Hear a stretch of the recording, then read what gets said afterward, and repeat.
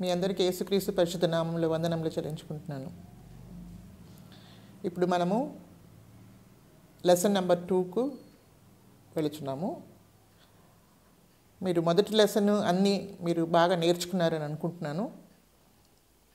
ఆ memory versus ఇంకా పాఠము, బైబిల్ పాఠము అన్నీ నేర్చుకున్నారని అనుకుంటున్నాను. అంటే మనకు ఫస్ట్ లెసన్లో మనం ఏం చూస్తాము, మనము బైబిల్లో ఉన్న సువార్త 4 సువార్త రచయితల గురించి మనం నేర్చుకున్నాం.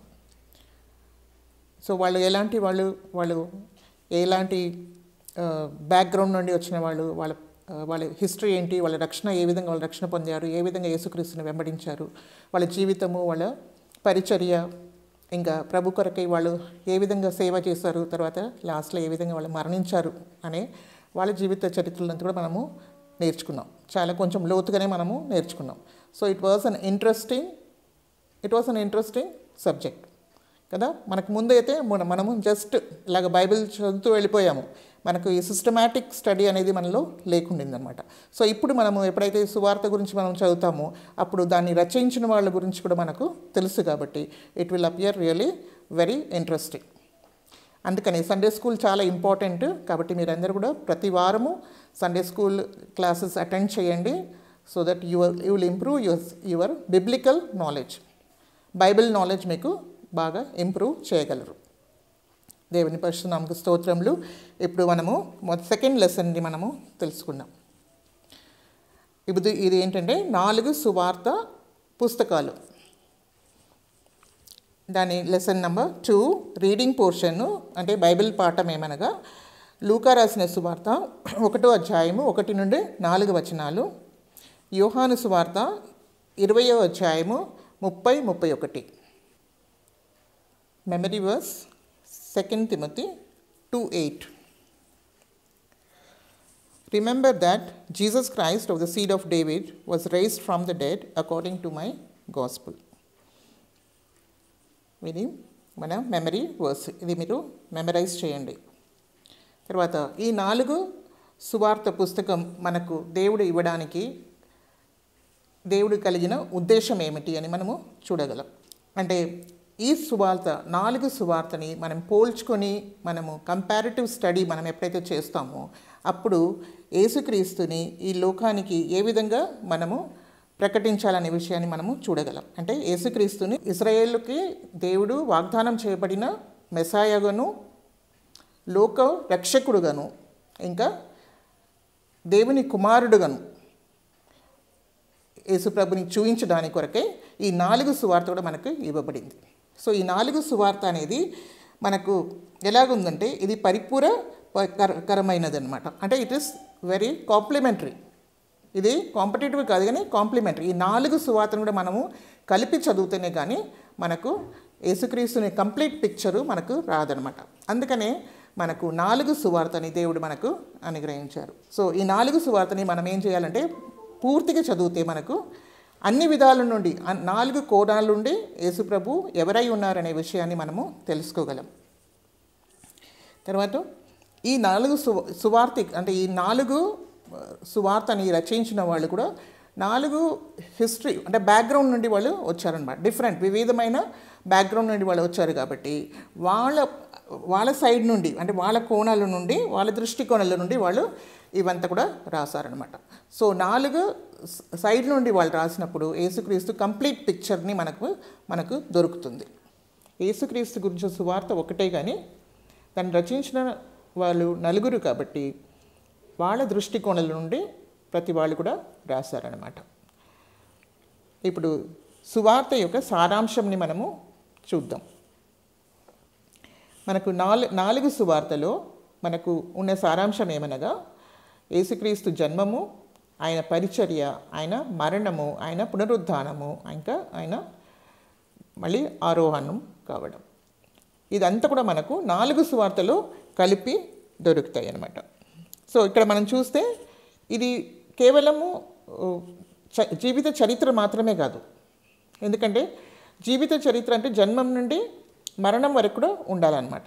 కానీ దీంట్లో మనం చూస్తే మత్తయిలోను లూకాలో మాత్రమే మనము యేసుక్రీస్తు జన్మం గురించి మనము చూడగలం. అదే కాకుండా యేసుక్రీస్తు బాల్యము నుండి మరి 30 సంవత్సరాల వరకు కూడా పూర్తిగా మనకు డీటెయిల్గా ఏమీ కూడా దొరకడం లేదు. ఇంకా అది యేసుక్రీస్తు చేసిన కార్యాలు అవి కూడా ఏంటంటే ఒక కాలక్రమానుసారంగా అది లేదనమాట. It is not in a chronological order.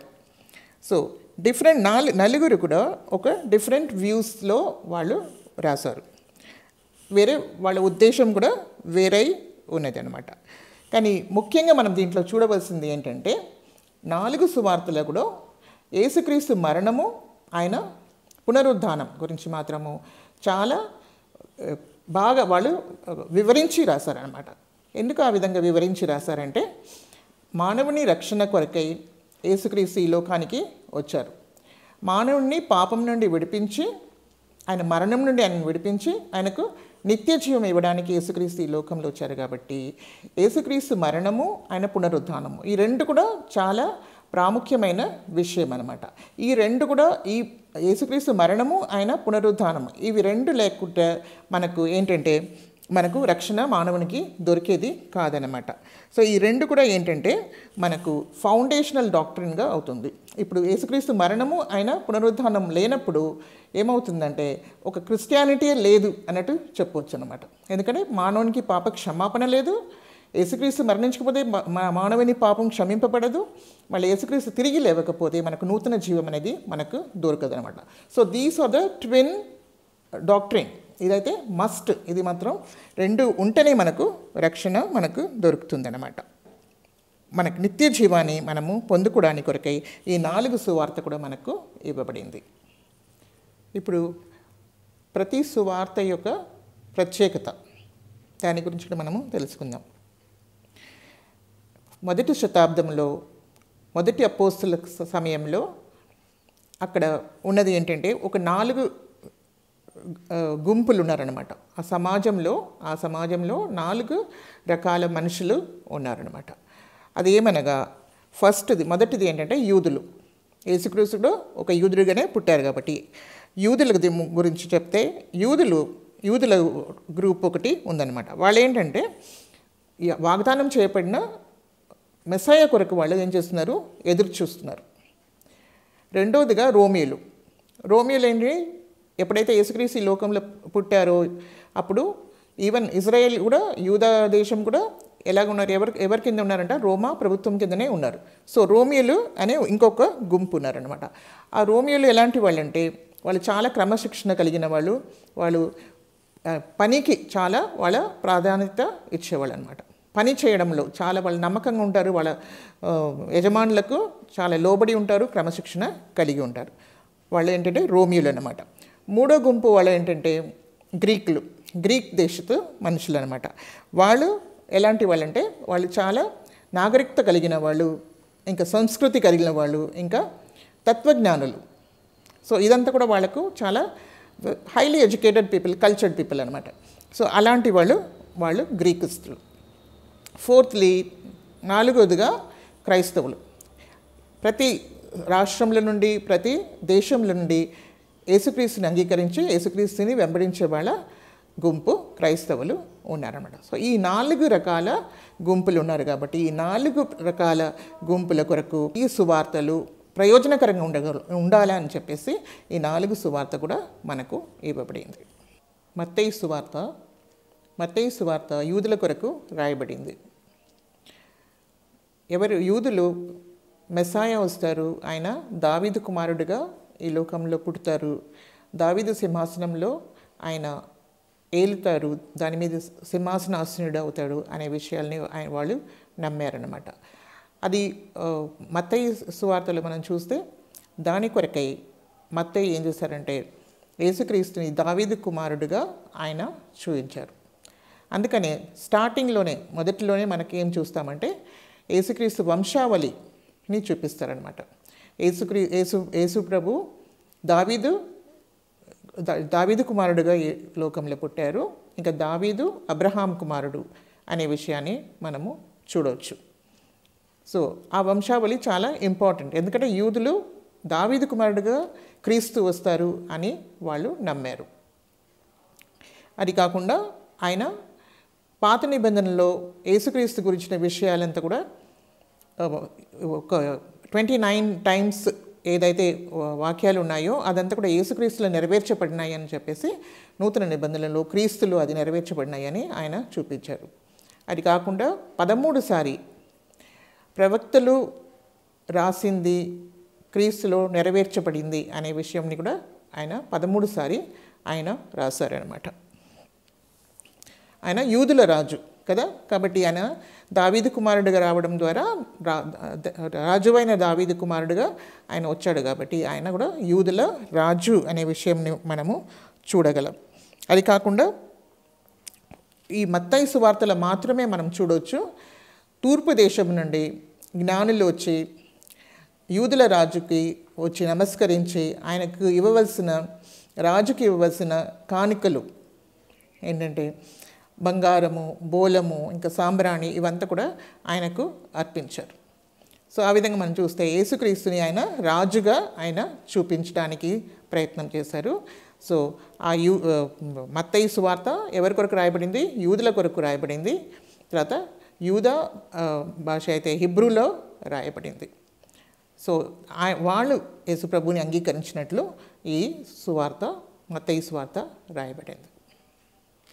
ఇప్పుడు మార్కు రాసిన సువార్త. మార్కు ముఖ్యంగా ఎవరి కొరకు రాశారంటే రోమీల కొరకు సువార్త రాశారు. మార్కు రాసిన సువార్త రోమీల కొరకు రాయబడింది. రోమీలు ఎలాంటి వాళ్ళు అంటే వాళ్ళు పనికి చాలా ప్రాముఖ్యత ఇచ్చేవాళ్ళు అనమాట. పనిను ఇంకా వాళ్ళు చాలా క్రమశిక్షణ కలిగిన వాళ్ళు, ఇంకా పరిచర్య చేసేవాళ్ళు. కాబట్టి మార్కు యేసుక్రీస్తుని దేవునికి నమ్మకమైన ఒక దాసుడుగాను ఆయన మరణం వరకు కూడా తను తాను పూర్తిగా దేవునికి విధేయుడయ్యాడు కాబట్టి ఆ విషయాన్ని ఎత్తిపట్టి చూపించారు. తర్వాత మనం చూస్తే దాన్ని బట్టి యేసుక్రీస్తు వంశావళి అయిన ఆయన జన్మం గురించిన విషయాలు ఆయన రాయలేదు, కానీ యేసుక్రీస్తు చేసిన పనుల గురించి వివరించి ఆయన రాశారనమాట. ఆయన ఎంత మాత్రం కూడా విరామం లేకుండా చాలా కష్టపడి ఆయన సేవ చేసింది ఆ విషయాల్ని ఆయన తెలియపరిచారు. ఇంకా మనం చూస్తే ఆయన తండ్రికి ఎంతో అంతం వరకు కూడా మరణం వరకు కూడా లోబడిన విషయాన్ని కూడా ఈయన రాస్తారనమాట. తర్వాత ఆయన ఒక వాక్యం కూడా దాంట్లో రాయబడి ఉంది. మార్కు 10:45లో ఏమైనా ఉందంటే, for even the son of man came not to be ministered unto but to minister and to give his life a ransom for many. అంటే మనుష్య కుమారుడు ఈ లోకానికి ఎందుకు వచ్చారంటే ఆయన పరిచర్య చేయించుకోవడానికి రాలేదు, కానీ పరిచర్య చేసి ఆయన ప్రాణంని ఆయన జీవితాన్ని దేవునికి అప్పగించుకున్నాడు. అంటే ఆయన ఒక క్రయధనంగా మన పాపక్షమాపణ నిమిత్తమే మన రక్షణ నిమిత్తమే ఒక క్రయధనంగా ఆయన తాను అప్పగించుకున్నాడు అనే విషయంని కూడా ఆయన రాశారనమాట. ఇక్కడ మార్కు 10:45లో రాయబడి ఉంది. అదేవిధంగా ఆయన చేసిన అన్ని పనుల విషయాలు ఎక్కువగా ఆయన దాంట్లో రాశారనమాట. ఎందుకంటే రోమీలకు అది చాలా ఇంపార్టెంట్ విషయం. తర్వాత అది కాకుండా మనము చూస్తే ఆయన చేసిన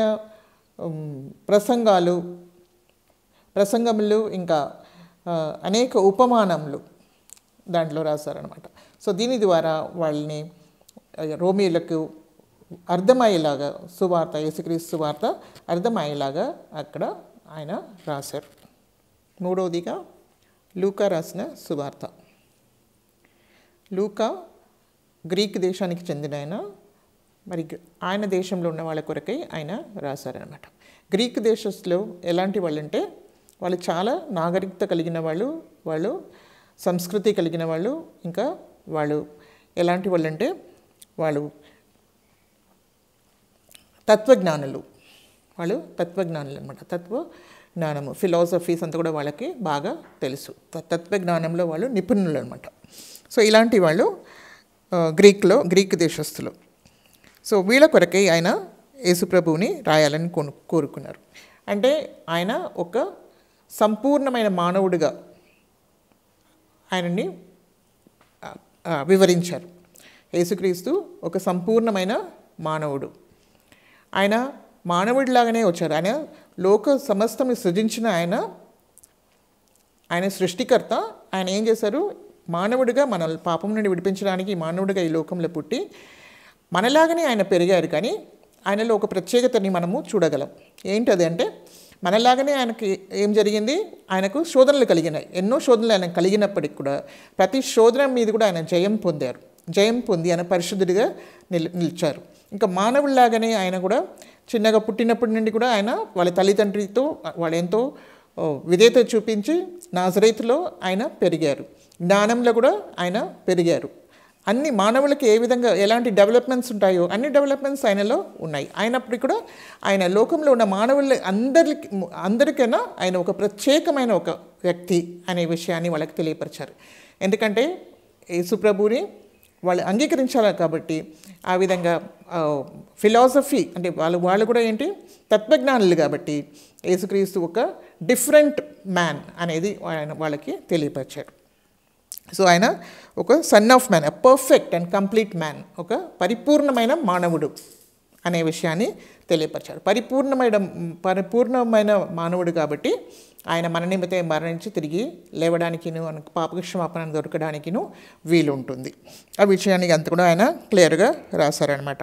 అది ఇక్కడ మనకు లూకా 2వ అధ్యాయం 51, 52లో మనం చదివితే ఈ విధంగా ఉంది. And he went down with them and came to Nazareth and was subject unto them, but his mother kept all these sayings in her heart. And Jesus increased in wisdom and stature and in favor with God and man. So యేసుక్రీస్తు జ్ఞానంలో ఆయన ఎదిగారు, ఇంకా తర్వాత వయస్సులోను ఇంకా మానవుల దయనందును దేవుని దయలందును ఆయన ఎదిగారు అనే విషయాన్ని కూడా మనము ఇక్కడ చూడగలం అన్నమాట. సో ఈ విధంగా మనం చూస్తే ఆయన యేసుప్రభు ఇంకా కొన్ని విషయాలు ఆయన చేశారనమాట. ఏంటి?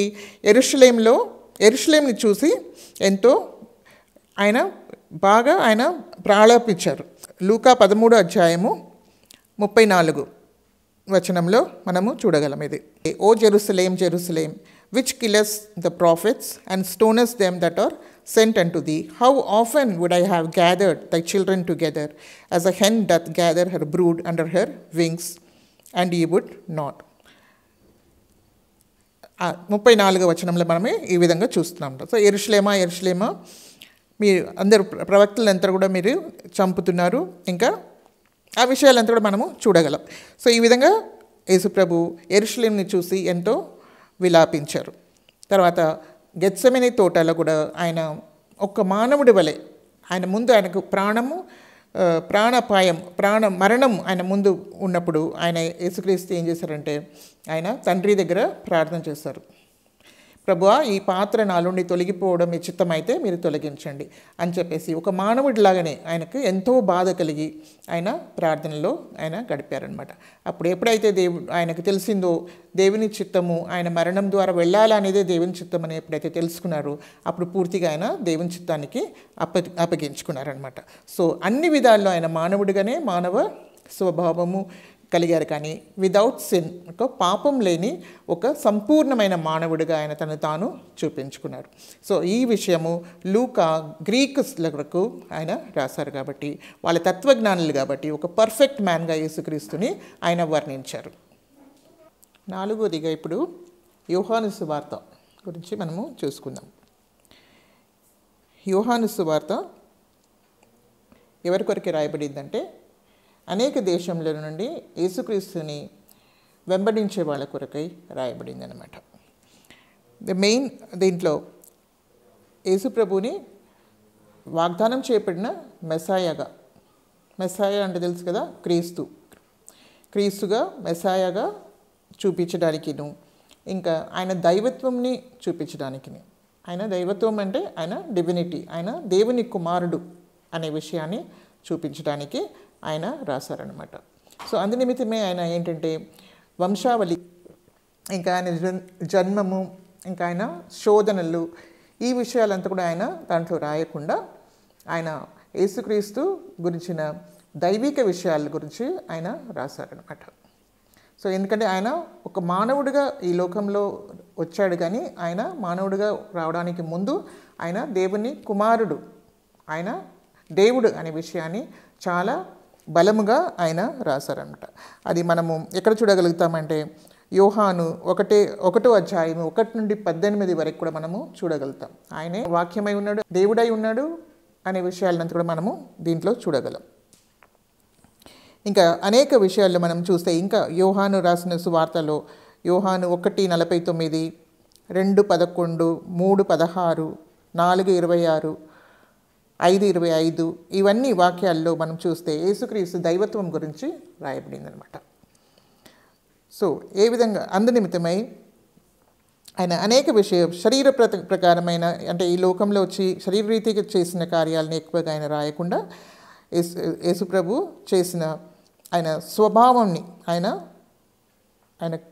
దైవిక స్వభావం గురించి ఆయన ఎక్కువగా ఆయన నొక్కి చూయించారు.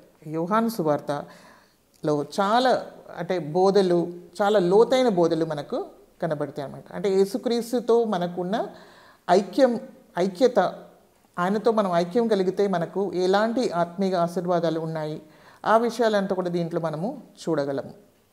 సో ఆ విధంగా మనం చూస్తే మనకు క్రీస్తుతో ఉండే సంబంధము ఎంతో చాలా చాలా దగ్గర సంబంధం అనే విషయాన్ని కూడా మనము చూడగలం అన్నమాట. సో ఈ సువార్త ద్వారా మనకు విశ్వాసులకు ఏం జరుగుతుందంటే చాలా ఆదరణను, ఇంకా చాలా నిరీక్షణ కలుగుతుంది. ఇంకా దేవుని మన శక్తిని మనము పొందుకోగలం అన్నమాట. ఇది ఒక చాలా మంచిగా అది రాయబడిన ఒక సువార్త. యేసు ప్రభు దేవుడు అనే విషయాన్ని ఆయన చాలా బాగా రాశారు.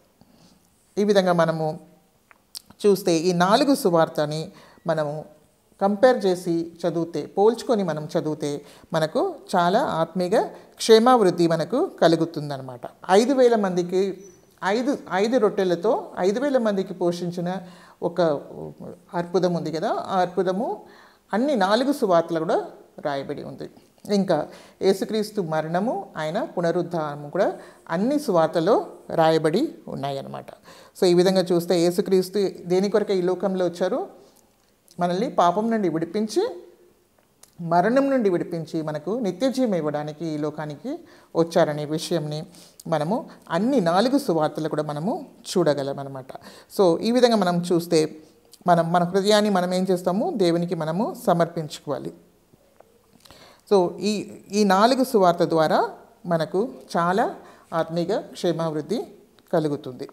సో ఈ విధంగా మనము ఏం చేయాలంటే ఈ 4 సువార్తని కూడా మనము పోల్చి మనము చాలా చదివి మనము దేవుని ఆశీర్వాదాలని పొందుకోవాలి. ఇప్పుడు 4 సువార్త ఇవ్వడానికి కావాల్సిన మెయిన్ ఉద్దేశం ఏంటి అనే విషయాన్ని మనము చూసుకున్నాం. సో మెయిన్ ఉద్దేశం ఏంటంటే యేసుప్రభు మనల్ని పాపం నుండి విడిపించి, మరణం నుండి విడిపించి, అంటే ఆత్మీయ మరణం నుండి విడిపించి మనకు ఆత్మీయ జీవం ఇవ్వడానికి కొరకు ఈ లోకంలో వచ్చారనే విషయాన్ని మనము తెలుసుకున్నాం. సో ఇప్పుడు మనం ఏం చేయాలంటే మన హృదయాన్ని ప్రభువుకు సమర్పించుకొని, మన పాపులని మనం ఒప్పుకొని యేసుక్రీస్తు మన సొంత రక్షకుడుగా మన హృదయంలో మనము అంగీకరించి మన జీవితాన్ని మనం మార్చుకోవాలి. దేవుడే మన జీవితాన్ని మారుస్తారన్నమాట. సో ఈ విధంగా మనం చేయడం ద్వారా మనకు రక్షణ లభిస్తుంది. సో ఈ 4 సువార్త గురించిన చాలా విషయాలు మనం తెలుసుకున్నాము. ఇంకా మొదటి లెసన్ గురించి కూడా అన్నీ కూడా మనము చదువుకున్నాము. రచయితల గురించిను ఇంకా గాస్పెల్ గురించిను మనము ఈ 2 లెసన్స్లో మనం చదువుకున్నాం. కాబట్టి మీకు ఇప్పుడు దీని గురించిన విషయాలు మీకు ఈ పాయింట్స్ అంతా కూడా మేము మీకు డిస్క్రిప్షన్ బాక్స్లో పెడతాము. మీరు దాన్ని చదవండి. దాంట్లో మీరు నోట్స్ కూడా మీరు రాసుకోవచ్చు. ఇంకా కొన్ని క్వశ్చన్స్ కూడా మేము దాంట్లో పెడతామన్నమాట. సో ఆ క్వశ్చన్స్ కూడా మీకు ఆన్సర్ దీంట్లోనే మీకు దొరుకుతుంది. ఈ రోజు మనం చదువుకున్నదిను ఇంకా లాస్ట్ లెసన్లో కూడా మనం చదువుకున్న వాటిలో నుండి మీకు దానికి ఆన్సర్స్ కూడా మీకు దొరుకుతున్నాయి అన్నమాట. ఇంకొకటి ఏంటంటే మనకు బైబిల్ కూడా తరోగా మనం చదువుకోవాలి. కాబట్టి మనకు ఆ హ్యాబిట్ అనేది మనకు ఫామ్ అవ్వాలి. కాబట్టి మనం సువార్త నుండే స్టార్ట్ చేద్దాం. ఓకే, ఒక్క సువార్త మనం తీసుకుందాం. ఏంటంటే యోహాను సువార్త మనము తీసుకుందాం. సో ఈ వారంలో మనము 5 chapters from the gospel of John, యోహాను సువార్త నుండి 5 చాప్టర్స్ మనము చదువుదాం. 5 అధ్యాయాలు మనము తరోగా చదువుకుందాం. ఇంకొకటి మీరు ఇప్పుడు సెకండ్ ఈ క్వశ్చన్స్ మీకు ఇస్తున్నాము. ఇంకా మీకు దీంట్లో ఇంకొకటి మీరు ఏం చేయాలంటే ఒక గ్రూప్ డిస్కషన్ లాగా మీరు పెట్టుకొని ఇంకా 4 సువార్త రచయితలు ఉన్నారు కదా, మత్తయి, మార్కు, లూకు, ఇంకా యోహాను. వీళ్ళు నలుగురి గురించిన ఒక వాళ్ళ జీవిత చరిత్ర అంటే క్యారెక్టర్ స్టడీ లాగా మీరు రాయండి. ఒక నాట్ మోర్ దెన్ 10 లైన్స్, ఒక 10 లైన్స్ మీరు ఒక్కొక్కరి గురించి మీరు రాసి మీరు గ్రూప్గా కూడా డిస్కస్ చేసుకోవచ్చు. You can get the points from one another పెట్టి ఒక 10 to 15 లైన్స్ కన్నా ఎక్కువ వెళ్ళకూడదు. ఆ విధంగా రాసి ఒక క్యారెక్టర్ స్టడీ లాగా మీరు రాయండి. ఇంకా మీకు వర్క్షీట్ కూడా మేము పెడుతున్నాము. 4 సువార్తలో వచ్చినవి ఏంటంటే ఇంకా ఆ విషయాల్ని కూడా మీరు తెలుసుకోవచ్చు. సో అది కూడా ఆ వర్క్షీట్ కూడా మేము డిస్క్రిప్షన్ బాక్స్లో పెడుతున్నాం. సో ఇవంతా మీరు చదువుకోండి. ఈ కంప్లీట్ అసైన్మెంట్స్ అంతా కూడా మీరు కంప్లీట్ చేసుకుంటే మీరు ఆత్మీయంగా మీరు ఎదగడానికి చాలా బాగుంటుంది. సో ఇదంతా మనం చదువుకుంటున్నామనే సంతోషం, కానీ మన హృదయాల్ని కూడా మనము ప్రభువుకి సమర్పించుకొని ఈ గొప్ప రక్షణని మనము పొందుకోవాలి. ది మెయిన్ ఉద్దేశం ఏంటంటే మనము పాపం నుండి విడిపించి మన రక్షణ పొందాలనే ఉద్దేశంతోనే మనకి ఈ 4 సువార్తలు ఇవ్వబడినాయి. కాబట్టి మన హృదయాన్ని మనం ప్రభువుకి అర్పించి ప్రభువుని మన సొంత రక్షకుడుగా అంగీకరించి మన పాపం నుండి విడుదల పొందడానికి మనల్ని మనము దేవునికి సమర్పించుకుందాం. ఇంకా లెసన్ నెంబర్ 3 నెక్స్ట్ టైము మనకేముందంటే లెసన్ నెంబర్ 3 అదేంటంటే బర్త్ ఆఫ్ జీసస్, ఆయన బాల్యము, ఆయన జన్మము, ఆయన బాల్యం గురించి మనము చదువుకుంటాము. దాని కొరకై మీరు ఏం చేయాలంటే కొన్ని బైబిల్ పాఠాలు, మత్తయి మొదటి 2 అధ్యాయములు, మత్తయి మొదటి 2 అధ్యాయములు, లూకా మొదటి 2 అధ్యాయములు. ఇది కూడా మీరు చాలా బాగా చదువుకోండి. తరోగా మీరు చదువుకుంటే యేసుక్రీస్తు జన్మము, ఆయన జీవితం గురించి మీరు ఆయన బాల్యం గురించి మీరు తెలుసుకుంటారనమాట.